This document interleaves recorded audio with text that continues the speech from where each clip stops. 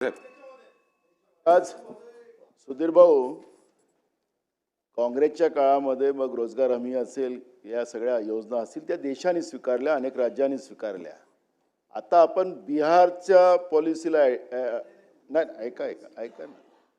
मला असं वाटतं आपल्यासारखे दिशा देणारी लोक, बुद्धिजीवी नाही म्हणणार, पण दिशा देणारी लोक आपण सरकारमध्ये आहात.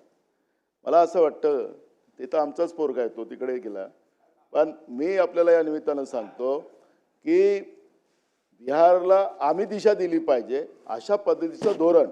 आता तुम्ही त्यांना रेग्युलर करत नाही. माझा स्पेसिफिक प्रश्न आहे की मानधनात वाढ करणार का, हा माझा स्पेसिफिक प्रश्न आहे. सन्माननीय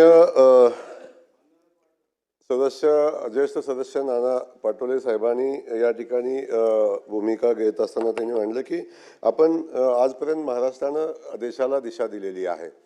त्यामुळे बिहार राज्य असेल किंवा झारखंड असेल, शेवटी एक आहे की चांगल्या गोष्टी कुठल्या राज्यामध्ये झाल्या हा विषय महत्त्वाचा नाही. जे चांगलं आहे ते आपण स्वीकारलं पाहिजे हा विषय येतो. त्या अनुषंगानं कर्मचाऱ्यांची मागणी आहे, सरकारची मागणी नाही आहे. कर्मचारी म्हणतात की बिहारमध्ये अशा पद्धतीनं आम्हाला काही वेगळं बिहारमध्ये वेगळं मॅन्युअल झालं आहे, त्या संदर्भात आपण माहिती घेतोय. पण विषय या ठिकाणी